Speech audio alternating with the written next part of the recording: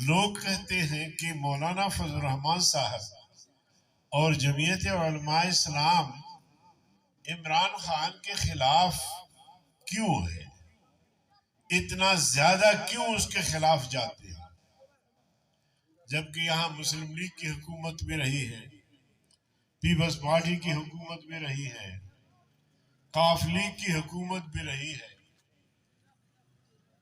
तो क्या मियां नवाज शरीफ साहब मदीना तैयबा में रोजाना नमाज पढ़ते थे, या जरदारी साहब तहज्जुद गुजार है? ऐसा नहीं है। जब ऐसा नहीं है तो फिर हमने उनकी इस हद तक मुखालिफत क्यों नहीं की? जहां जहां इख्तिलाफ आया हमने किया, लेकिन जिस हद तक हम इमरान खान के खिलाफ गए हैं शायद उनके खिलाफ नहीं गए। वो इसलिए कि इमरान खान ने डायरेक्ट हमारे अकायद और नजरियात को चैलेंज किया है। साथी आपको बता चुके हैं, लेकिन कुछ मैं भी बताना चाहता हूँ। नामूस रिसालत के कानून में तरमीम के लिए बिल पेश किया गया सेनेट में, हमने मुजाहमत की, फिर फैसला किया, मुल्क भर में हमने जलसे किए, 15 मिलियन मार्च हमने पूरे मुल्क में किए और उनमें लाखों लोग शरीक होते थे। उसके बाद आखिरकार वो मजबूर हुए और कायदे ऐवान ने उठकर कहा कि मैं ये बिल वापस। फिर इन्होंने एक और बिल पेश किया आइली कवानीन के हवाले से। इस पर हमने मुजाहमत की, शोर मचाया, तो चेयरमैन सेनेट ने इस बिल को कमेटी में भेजा और उस कमेटी का चेयरमैन मैं था। जब हमने बिल देखा तो उसमें लिखा था, यानी आइली कवानीन में तरमीम, उसमें लिखा था कि अगर कहीं शादी हो जाए, लड़का और लड़के की निकाह हो जाए, तो 1 महीने के अंदर अंदर मियां बीवी जज के पास पेश होंगे। और अगर जज, मौलवी साहब आप एक जज ने इनका इंटरव्यू करना है, इनको सुनना है, बयानात लेना है। अगर मियां बीवी बयानात देने के बाद जज को मुतमईन किया तो निकाह हो गया, और अगर जज मुतमईन नहीं हुआ तो निकाह नहीं। नंबर 1। नंबर 2 ये है कि अगर 1 महीने के अंदर अंदर मियां बीवी या लड़का लड़की जज के पास पेश नहीं हो सके, किसी भी वजह से, पता न चला कानून का, सहराओं में रहते थे, जंगलों में, पहाड़ों में रहते थे, जज के पास पहुंचने का सहूलत नहीं था, कोई 1-2 दिन बाद में पहुंचे, तो उसमें लिखा था कि 10,000 रुपए जुर्माना या 1 साल कैद किया जाएगा। अभी मुसलमान भाइयों आप बताएं, इतनी सारी निकाहें हुई है, कहीं भी निकाह में ऐसा कोई मुश्किल पेश नहीं आया। शरीयत ने तो ऐसा आसान कर दिया कि निकाह मुनाकिद होगा ईजाब और कबूल और 2 गवाहों की मौजूदगी में। ये 2 फर्ज है गोया एक तरह से निकाह के लिए।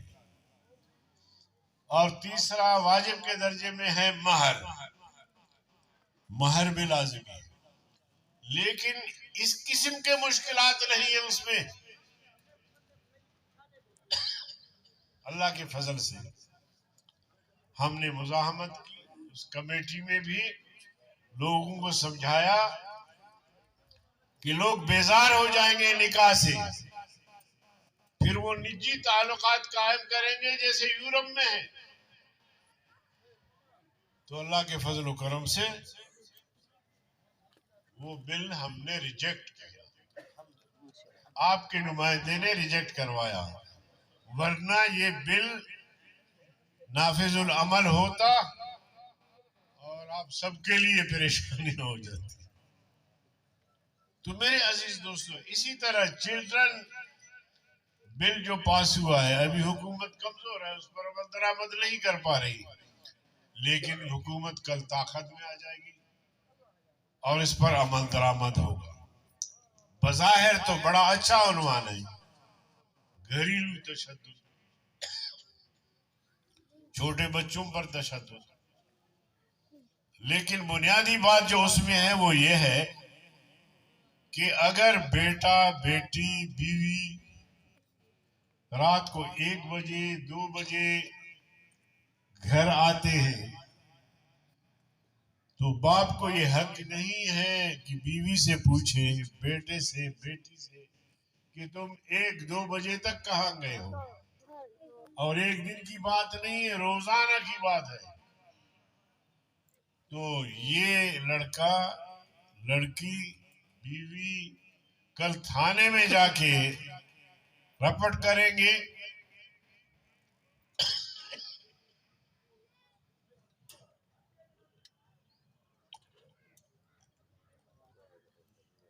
कि जी शौहर ने हिरासत किया, बेटी कहेगा बाप ने हिरासत किया, बेटा कहेगा बाप ने हिरासत किया, बहन कहेगी भाई ने हिरासत किया। तो बाप थाने में, बीवी बेटे बेटियां बाजार में। तो मैं अर्ज कर रहा था, मैं कितनी चीजें आप लोगों को गिनवाऊं, ये तो एक पहलू है इसका कि हमारी जो मजहबी कल्चर है, तहजीब है, उसको तबाह करने के लिए यूरोप का एजेंडा लेके पाकिस्तान पर मुसल्लत करना चाह रहे हैं। और उनकी हुकूमती सलाहियतें देखें, नौजवानों को गुमराह किया गया, 1 करोड़ नौजवानों को रोजगार फराहम करेंगे,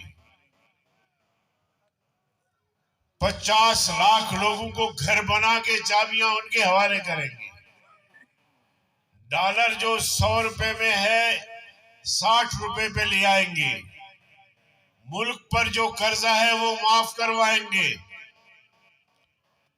और मईशत को इतनी तरक्की देंगे कि बाहर के लोग आके यहाँ नौकरियां करेंगे, खासतौर पे सराइकी बेल्ट में।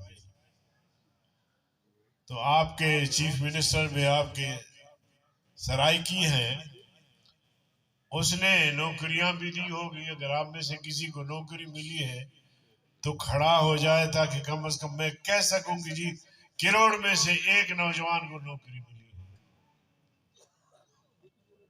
किसी को घर मिला है तो वो खड़ा हो जाए कि जी घर हमें मिल रहे हैं, आप खामखा उसकी मुखालफत करें।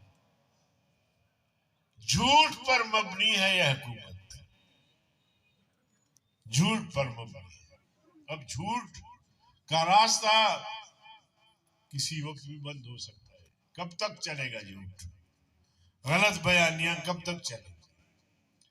फिर इन्होंने कहा कि मैं IMF, world bank, Asian bank, मालियाती इदारों के पास बिल्कुल भी नहीं जाऊंगा और अगर मुझे कहा गया तो मैं खुदकुशी करूंगा, लेकिन IMF के पास नहीं जाऊंगा। आप लोगों ने भी सुना। मेरे दोस्तों अजीजों, आज पूरा मुल्क और उसकी मईशत IMF की झोली में डाल दी गई है।